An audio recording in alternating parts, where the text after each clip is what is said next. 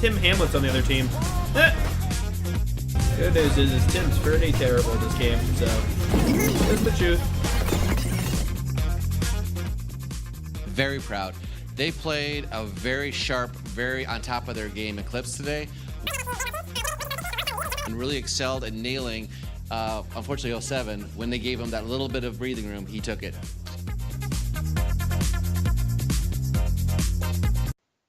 Hey everybody, and welcome back to season, what is this? Season 3 of the community. Season 2. Season 2. Well, it's season 2, but we're in our third season. Yeah, we're in our third season for the community WGLNA show. And over to my, I got it right the first time. Over to my left or right, if you're looking at me, is Ted Arundel. And how's it going, Ted? I'm doing pretty well. I've been excited for the season. I was glad we had New York Rumble between seasons, so it felt a bit more fleshed out and like we didn't have any large gaps.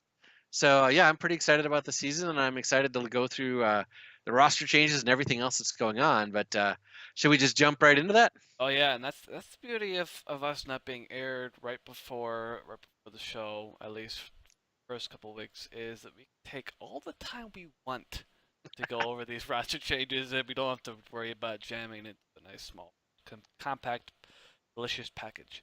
Yeah. And go ahead. What we're planning on doing is creating this this compact YouTube show for you guys, and giving you a chance to watch it, so we can still give you all the information for fantasy. We didn't do as much last season because of the issues with fantasy, but the season before we did really well. Tim ended up in mid 60s overall. Tim, at the end of the season, like 54. Yeah, I need to be 4 slots higher to get something. Oh no. I ended up in 10th because I missed 2 players in the week before the last week. But I'm not complaining because I was really happy with 10th place. We do know a bit about the fantasy league and looking for that and at the players. It's one of the reasons we're here to share the information with you guys. But with this show, we'll be able to get that out. Our schedules are pretty busy, but we still want to get the show to you because it's a lot of fun. And it is a community show. So if you have any questions, drop it into that comment place down below. And so we'll do our best to answer those comments for you. Or you can go to the community WGLNA Twitter page and toss a question there. We're still using that, right, Tim? Yes, we are doing at WGLNA show. And although my gaming Twitter has changed, separated from my personal account at the recommendation and request of several people, and probably it's common sense, which is at Thamlet, THAMLETT gaming. Probably notice if it's followed you and you haven't followed back, because what's that weird guy doing trying to follow me here? It's going to be a lot of fun this season, and we're going to do our best with our content, we'll do our best with our coverage, and do our best as getting you guys the information as fast as we can. Close to game days on Tuesdays and Thursdays, Tim will be the one on Twitter getting you any updates, the last-minute updates that come on. So with that, let's jump right in and look at last year's champions. Well, before we do that, why don't we go to the thing everybody wants to know about is what's the advantage for fantasy this season? Okay. Advantage for fantasy, or the reason why one should play fantasy. You're going to get a chance to win gold. Oh. And yeah, it's a fair amount of gold. I'm looking it up right now. You're looking at anywhere from hold on one second. Let's see here, team stats information. Oh, they changed it. Oh, they don't have it listed anymore. I have. I'll pull it up. On this. Sure. Oh, here we go. Fantasy prizing. Each week, over 25,000 gold in weekly prizes will be awarded to players of the fantasy league. That's 25,000 gold, guys. That's a lot of gold. More detailed information is coming up on the World Tanks website soon. So soon, TM. Let's be straightforward on that. But it gives a chance to get gold back, and so that we can, if you're playing, you get a chance at that. And if you're in the top 3 players at the end of the season, the top 3, you win a Type 59. Right. Oh, wait. Yeah. And by the way, that is a very lovely tank. And yeah. Here we go. Weekly prizes: first and third places 2,500 gold. Fourth and 10th places, that's 1,500 gold. A lot of gold. You can get some nice camo and convert some free XP for that. 11th, 30th places is 500 gold. Type 50, that's weekly. If you got in Weekly. like the top, let's say you got in the top 10 almost every week, which if your name is Ute, you'll probably be doing. I don't know. I'm planning on taking him down this year, and I think I have a legit chance to take him down, but we'll see. He's the toughest guy to take down if you're playing fantasy. He's also the commissioner of the WGLNA, so he doesn't win anything because he's disqualified from winning things. So, But but yeah, but so we are coming for you. yes, we are. Um, And legitimately, Tim improved much more than I did the last season we had an active fantasy. Tim jumped from mid 200s to 58th or 54th, Tim. yeah, thanks to Yep. Eclipse. Yep, and that was a big jump and a strong thing forward. And I jumped from 54th to 10th. No, 51 to 10th. So it doesn't matter if you don't have the best season ever. It's a lot of fun. You're suddenly investing in individual players. You're going to look at guys in different ways. You look at the game in a different way. And the thing is first thing as well as we're talking about teams and players is we have one retirement that's pretty big in my opinion. Akula V is retired. Right. And he posted on YouTube sorry, not YouTube. He posted on the forum and talked about it just being more and more difficult with his job. He missed a lot of the first half of the season, or he probably would have been a definitive candidate for Player of the Year, to be honest, because his second half was astonishing. I mean, he played out of his skin, and he was the WGLNA Finals MVP, and it wasn't even close. It was by a country mile. His performance is stunning. He's one of the best players, in my opinion, to have graced the WGLNA, and he's going to be missed. Now, he was on Apex. And losing a guy like that would normally be, a punch in the gut. Right. Especially when you add the fact that Overlord Prime isn't on their roster. Now, I don't know the details. I just know he's not on anyone's rosters right now. He's another all-star level player. He didn't get a lot of time, but I thought he was in a lot of the practices last year. So, for whatever reason, Prime's not there anymore. So that's 2 slots. And who are you going to get? And if you would have asked most informed WGLNA fans, in a perfect world, who would you put there? You could choose anybody. There probably would have been a variety of things, but the last ones I would have thought would have been Wally and Wallhacks and Oxmaxis, Yeah. jumping from Apex's closest rivals, Eclipse, the season before's champions, over to Apex. That's huge. Yes, very huge. And it leads us to some very critical and important questions. Wouldn't you say, Tim? Oh yeah. I mean, what happens when you go to your? I won't say mortal enemy. That's a bit harsh. Closest rival.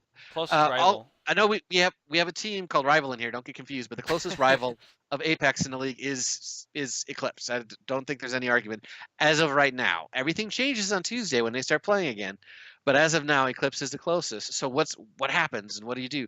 Well, you have a world-class caster in Wally. So not caster, sorry, caller in Wally. But Germ is just as good. So who's going to call? As well as the fact is Wally did a lot of strats. But even if that works out, you have Ox Mathis. Ox needs to play every game. He's a machine. If you're going to be playing fantasy, you would not be at fault for picking Ox Mathis. And you have at all. Yeah, and you have this goes back to all the players from some of the top teams coming together and forming this power baby, I guess you could say, of Apex. You have Ox now from what used to be Howlers Cabalers coming to Apex. It's only going to add to Apex's dynamic and power. And plus, they know how Eclipse plays. They know the players now, so that may give them an advantage. The players know the strats, know the communication issues or not, and everything else. And you still have the bedrock of last season's Apex. You still have Canadian Impact. You have Dodoma. You have Drynets. You have God Emperor Brett. You have Germ. You have these really strong players that are still there and still going to be starting and playing in a big thing. But another guy they're missing is Photo Finish, but he's on another team now, and it's going to be interesting. So right now, if you look at all the players and you look at the setup, I think it's a pretty logical. I'd find it hard to pick anyone else for first place just out of the gate than Apex. Right. They should be in the top 2 teams at the end of the season. They really should be in the top 2 teams at the end of the season. If they do not, I think it will be more due to getting that team synergy Mm-hmm. going because they do have some new additions. But you have to pick them as top right now. They played really well. If you watched what they did against the teams from the APAC server, they were just brutal. They were really good at cutting them to pieces. They got hammered a bit by the EU teams, but I think we're closer. We're continuing to close that gap, which is important. And I can hear a few of you chuckling, going, "Well, but yes, they may be a few yards ahead of us, but every year we get a little bit closer. We're not crushed as much. We did really well. Apex came out of the gate and was 3-up against Kaznikru. Right.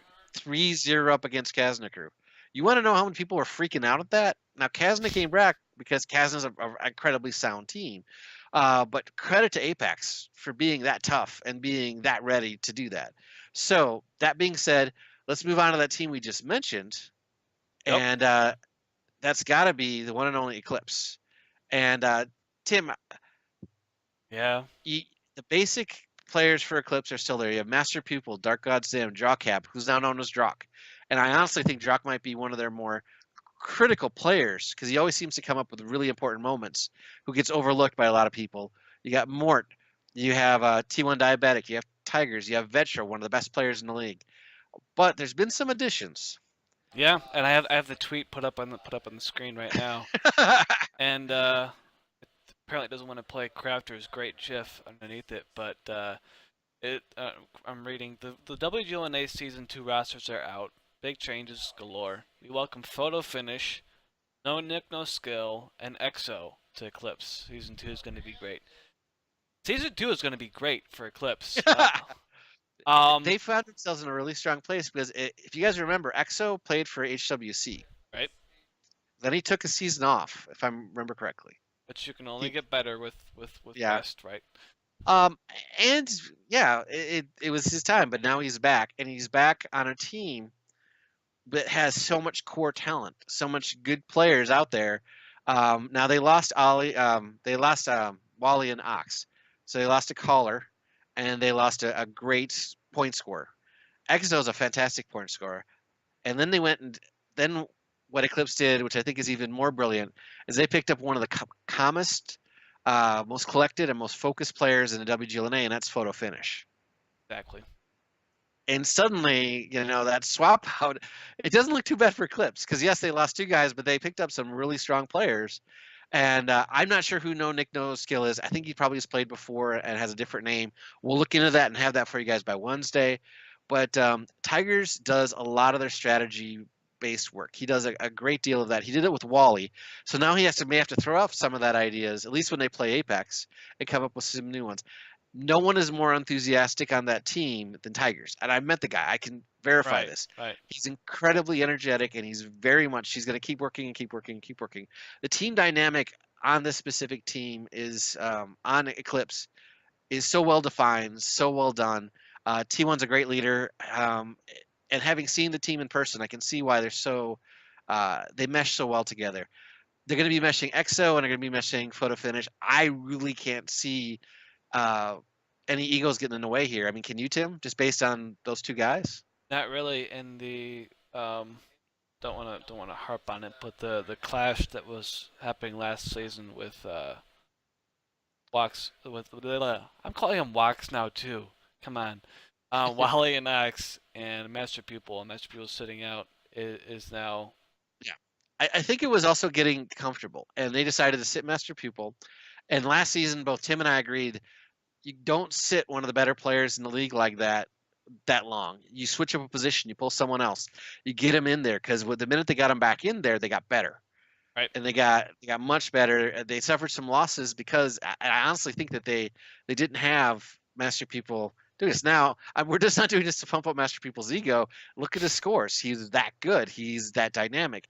But toss in now that he's going to be playing with one of the most professional guys out there in EXO and one of the most focused and calm guys, I think, in Photo Finish, and it's going to play to the strength of Eclipse. Now, that being said, I still see them as a solid number 2 right now. Now, I hope they prove me wrong. I want to see this to be a tight season with a lot of contenders. I want them to come out swinging. Prove me wrong. Say we're number 1 again. Last season was an aberration. We're going to go back and win the title again, and then go to the grand final and really represent. Right. It's going to be a fascinating mix-up on how everyone's going to play. But as I mentioned earlier, Tigers is a great strategist, but another guy who doesn't always get mentioned is Dark God Zim. Yes. Zim is played on School Bus in the EU, which is a tremendous team at the time. They had some amazing players on it. Then he came over to Elevate, and now he's with Eclipse, and he's won championships with Eclipse. And I'm not sure about School Bus, but he's definitely one of the more experienced guys out there. They have the experience, they have the energy. This could be a real powerhouse team, but we're going to have to see, again, how their synergy works, how well they can get everyone together. Are they going to still stick with their old focus fire mantra where they always seem to suck people in and get more guns directly on them, and we're counterattacks where it's not just about rotation, which for those of you new to WGLNA is kind of flanking, except in almost in a circular rotational moment, but also really strong map understanding, which I think Wally brought them last season. So now it's going to be fascinating, and let's see. But now let's move out of the top two and let's look to some of the teams that were there last season, but who didn't quite make it to the finals. And one of the biggest ones, one of the ones that surprised people, they got eliminated by 07 in the playoff to make it to the final, is Aquatic M60. Right. Now, there's a lot of the same players. You're going to see, again, Mr. Man, Veggie, Bales Noah Bazmiga, who I highly recommend if you're doing a fantasy team. But there's a lot of the same players are back. I think they're figured that last season they had a lot of things right, and maybe they're sticking with the same crew. I think in some cases this can be brilliant and very, very smart. They were looking like they'd get third last season, and they did get third, but then in the playoffs, 07 outplayed them. Yeah. There's no doubt that 07 outplayed them. And did they learn from it? Is Mr. Man and his wonderful mustache, and I hope he still got it, did he take the team and work on things and really focus on getting better?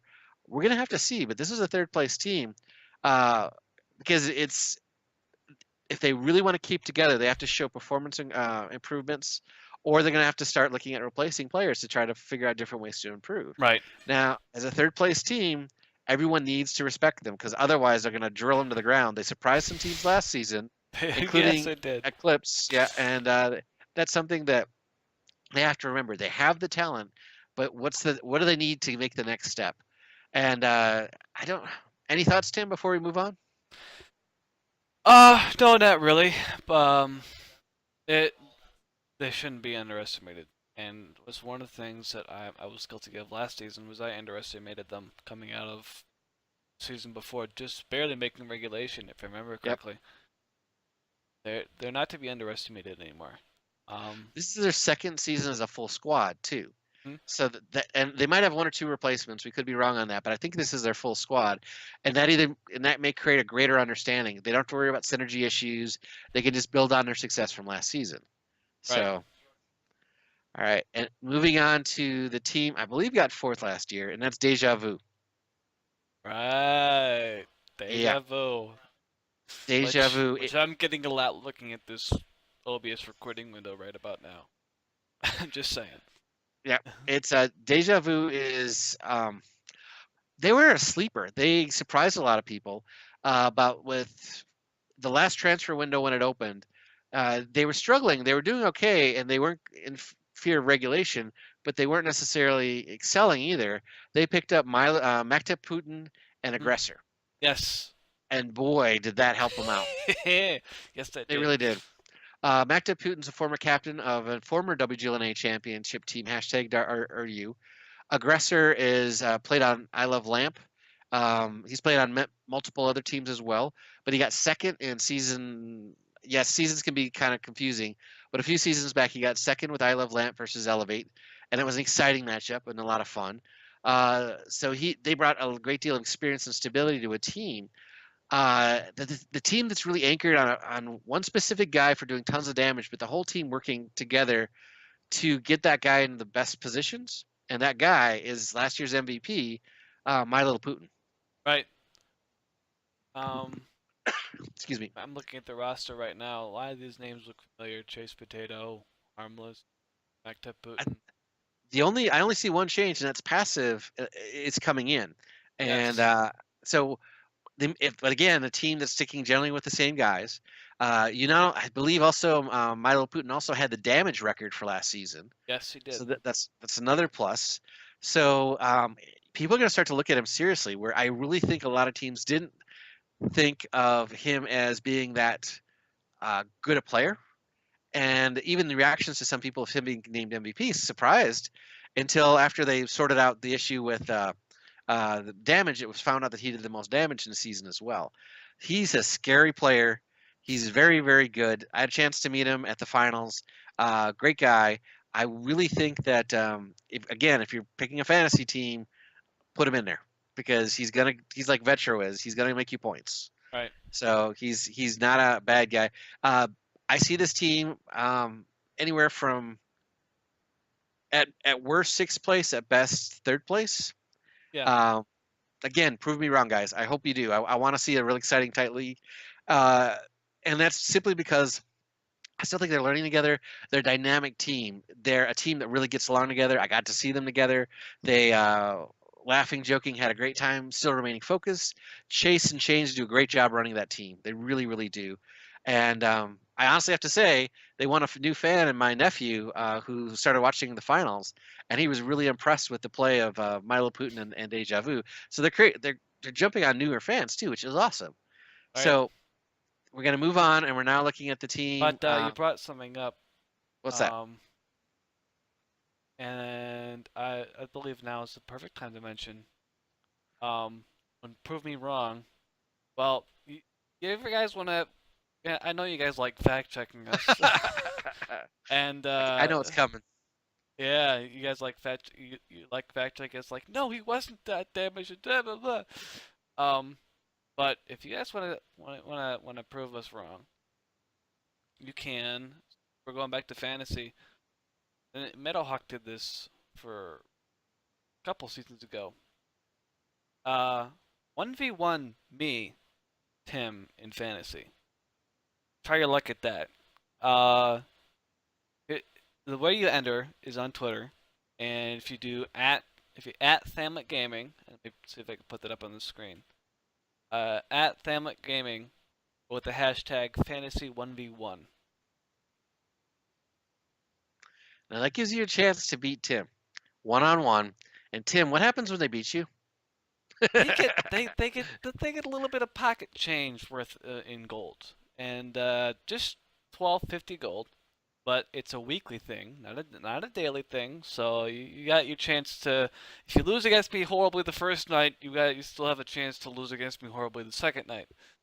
And yeah, it should be fun. I'll be doing it all the weeks through this season, and yep, it's gonna be exciting. It's another way to challenge Tim. And the thing of it is Tim's doing this on his own, guys. We're not sponsored by anyone. This is out of Tim's own pocket. So keep that in mind. He wants to beat certain people, certain friends that you guys might know who you are. But if you're out there, and it doesn't matter if you're a player or if you're a commentator or a rock star, if you're listening to this and you want to take Tim on, go for it. Randall, Rukel, the same thing. Even Ute, if you want to continue your dominance and pound Tim into the dirt, here's your chance. That being said, Tim is incredibly sharp. He picks good teams, and he won his 1-on-1 versus Meadowhawk, which is great. Yes, I did. And it's going to be a fun season, and this is another way to enjoy it, another way to invest in it. Tim will give you more details as we go along, such as by what time do you have to have your team locked in on Twitter so that you can see who, so that everyone sees who he has and everything like that. It's just that's just a detail. I'm sure Tim had that pounded out as well, that we need just to make sure that everyone's on the same board and everyone's picked the same players and all that fun stuff. I'll make sure if you're selected for the first week, which Crafter Anonymous, I'll be notifying him separately of this video, but Crafter Anonymous is the first person. I'm going to go with him the first week. I'll probably have to DM him on Twitter later, because I'm recording this on Sunday. But yeah, this is going to be good, and even if you win, you might get something. Cool. And that's thanks, Tim, for doing this. I mean, that really allows for us to, as fans, you get a chance to take them on and go from there. And now looking at the teams for the season, the next team up that I'm going to talk about is from a friend of the show, is their spokesperson. He's been on a bunch of times. I was lucky enough to share the analyst couch with him at the WGLNA finals, Mhm. and his name is Meadowhawk, and his team, he's a spokesperson for, or media person, or however you want to, is O7 Gaming. They are an amazing team. They're a veteran team. 4 seasons now, 5 seasons. They've been around Yes. for a while. They have some really strong players. And again, they lost 2 players that we'll talk about later this season because they're on a different team now that were incredibly important to them. That being said, the guys like Andapans, Kamador, Foster, Ledev, Makos, Rox, and Warband are still there. Guys, names that you Yes. know, they're still there. These But old school guys who were playing back in Tier 8 days. most of these guys are pretty young, except for Meadow. And but they went and added one of the oldest names, incredibly respected. He's played on every team from Simp to Elevate to. Yeah.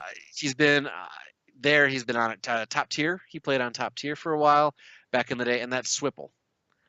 And Swipple is now with O7 Gaming. Initially, that had me very happy, but in the past, Swipple's not been able to play as much as he wanted to. I really hope he does because he can be a real engine room for a team, a real important player for a team. And right now, looking at things, as a team in the position at O7 is in 5th, 6th place, they can't risk being the bottom 2 and automatically relegated. They can't. No. They need to find a way to at least get to 4th, so there's no playoffs or anything like that. And it also calls you playoffs to be dropped is what I mean. If you're in 4th place, you're pretty much guaranteed that you'll get a shot at a serious playoff spot to go to the finals, which would be awesome. But they have to. This is a season they really need to make a statement that they're still a valid team. They did last season. Their first half, excuse me, was really rough, incredibly rough. The second half, they were amazing. They were just awesome. Wouldn't you say, Tim? Yes. They really show what they can do, and they have a chance. And we'll get back to get on further to who's playing who on Tuesday, but they do have an awesome chance. They do, and with guys like Fosta running the show, they're a sound team, and they have every chance in the world. Now, speaking of sound teams, moving on to the next team is the oldest team in the WGLNA. And by oldest, I mean they still keep the Simple Tankers name. They're rival Simple Tankers. They're from the rival esports team. They're which is well respected and a good solid team. They're smart enough to pick up Simple Tankers, which of course everyone knows Jay Smooth. They should know Exodus, Commander J, Fulcrus, Flak, Pub Whisperer, Tesla, Unknown One, Zakume. Another team that I don't think has made any real big changes. Another team that has the players, veteran players, to make a big difference. This team, looking at them this year, I heard again, this is Commander J's last season. I hope that. Not Commander J. Sorry, Jay Smooths. I seriously hope not. No, I don't either. I call me very selfish, Jay. You bring a lot to the league. You're a great spokesperson.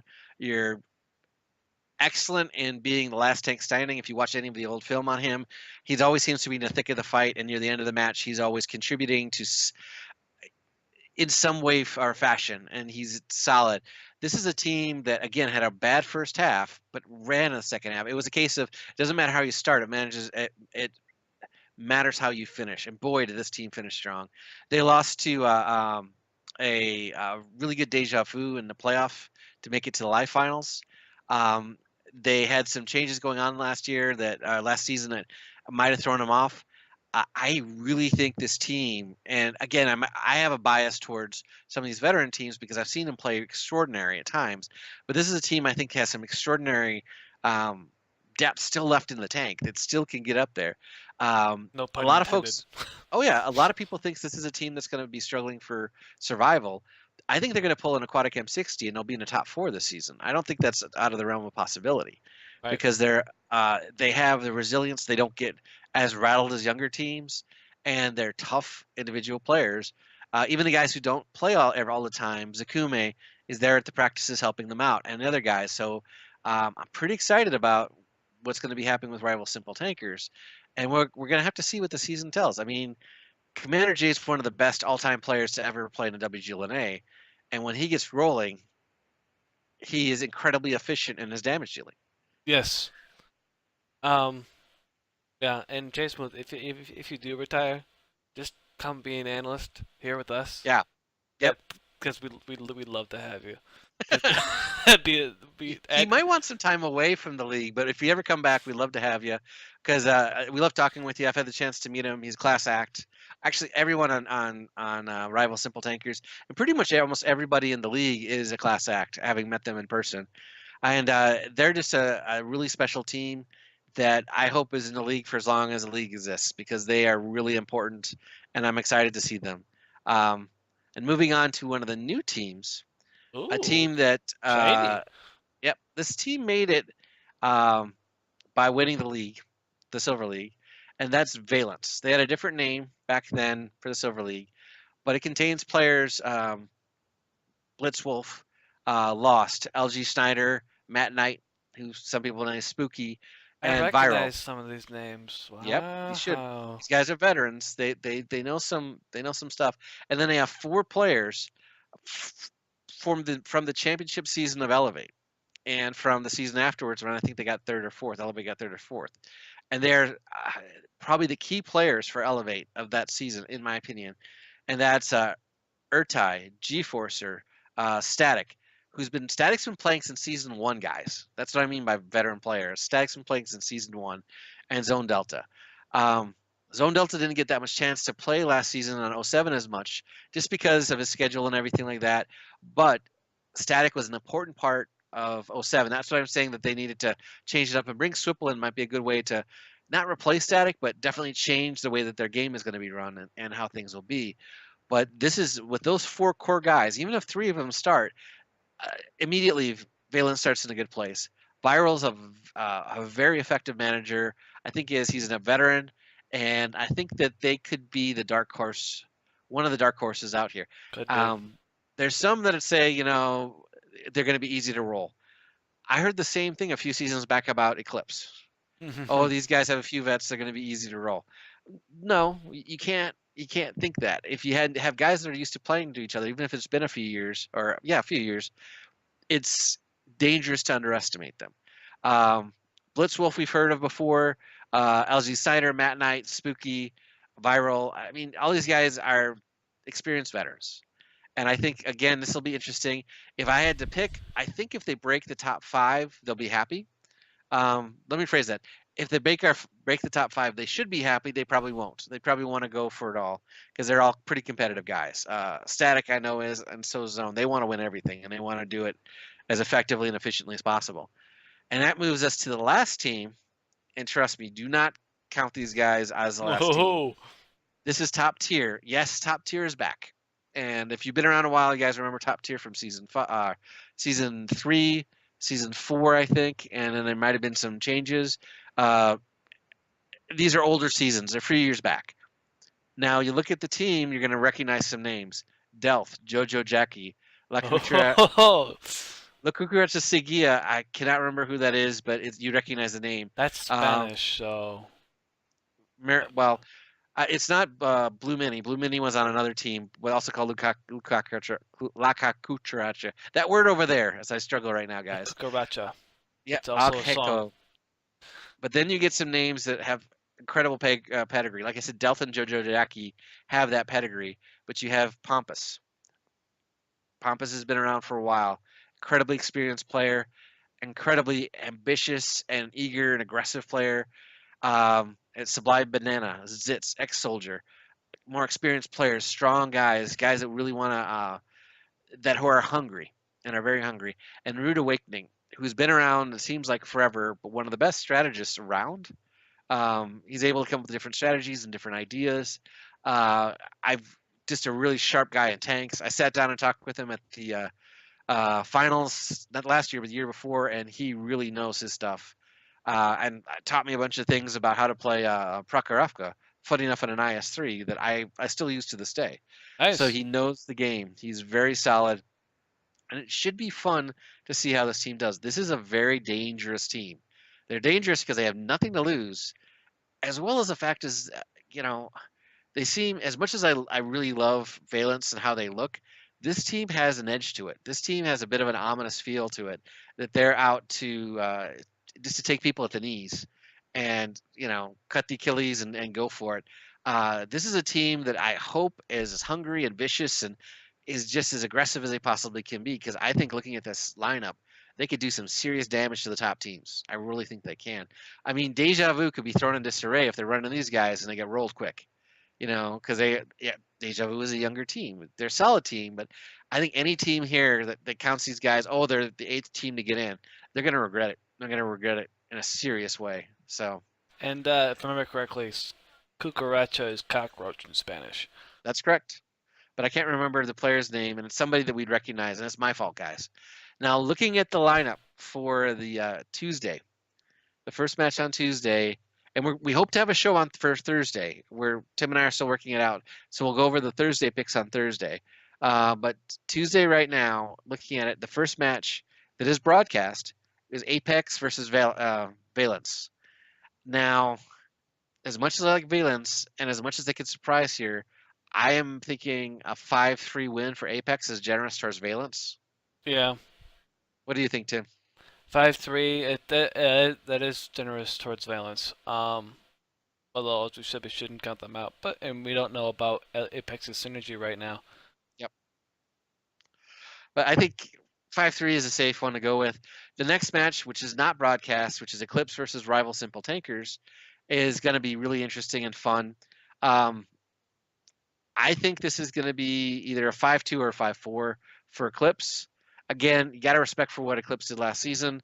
I want to see Rival come out and really fight for it, but I still think Eclipse has it right now. Just based on their previous performance, which is the only thing we have to base it on right now, you got to pick Eclipse. Right. And that's a not broadcasted match. So that's correct. Who knows? The scores might be updated in chat. They might not be. Depends on. Well, I know that they're going to probably do everything they possibly can. I know that.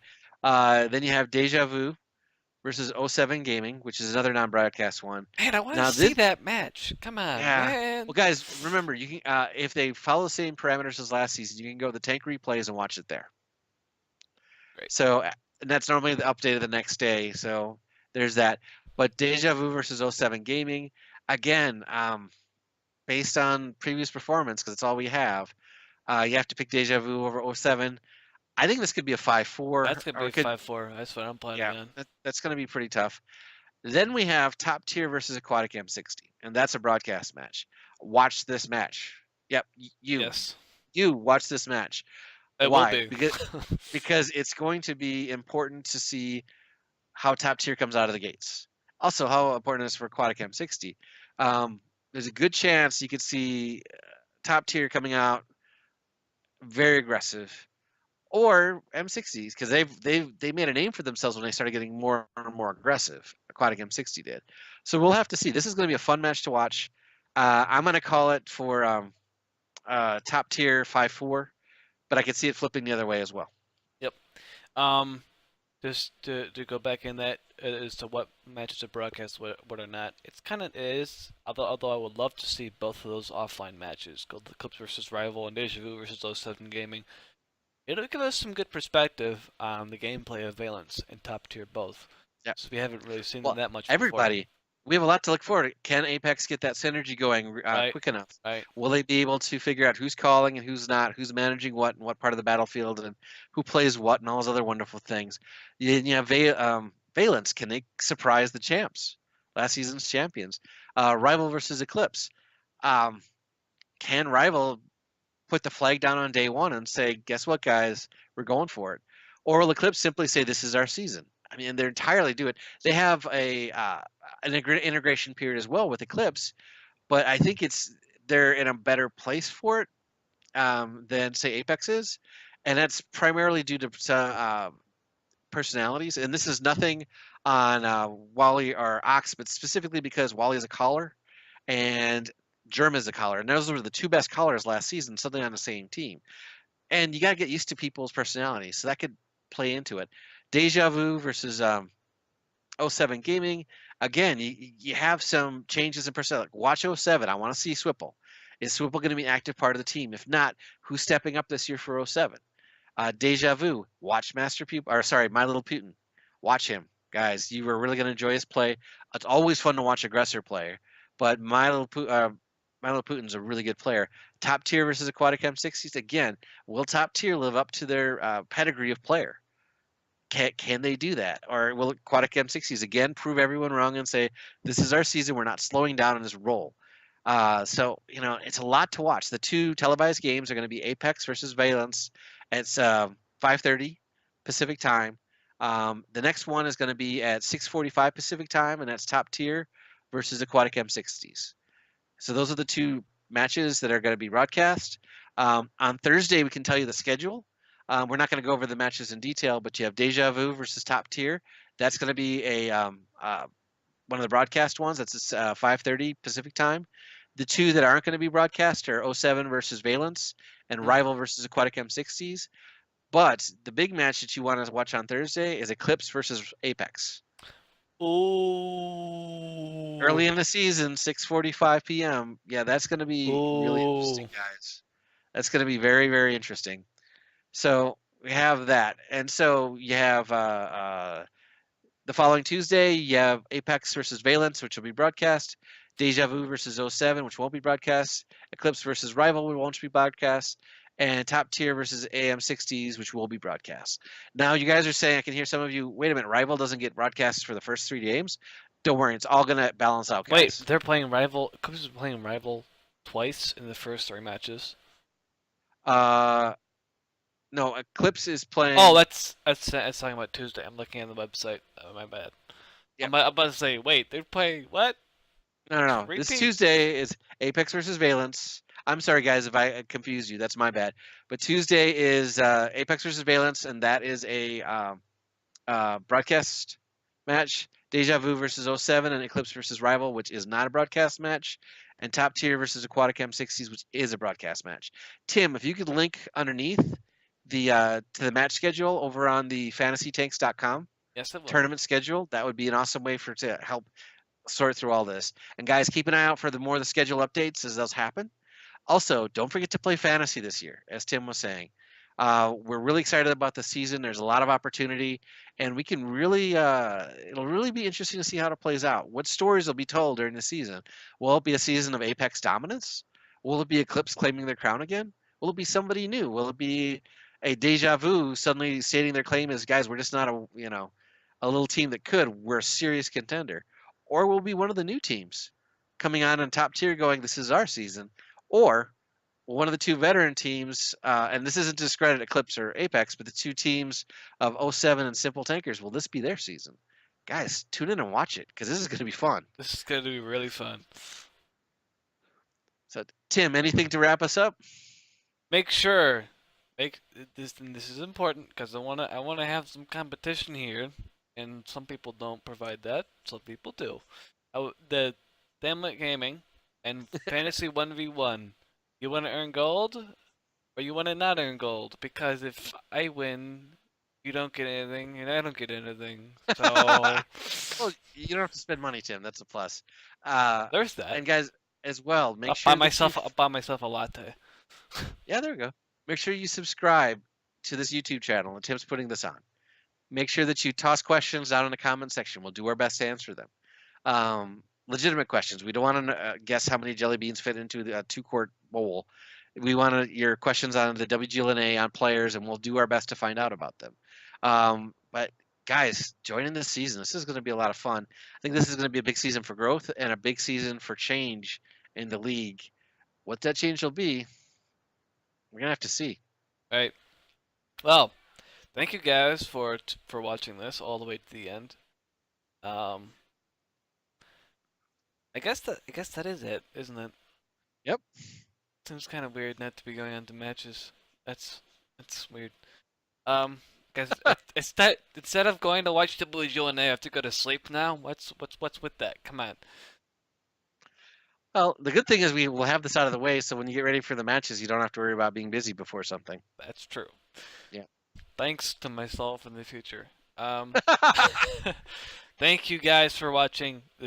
You guys are the most important part. One of the most important part of the show. Without you guys, we wouldn't be here.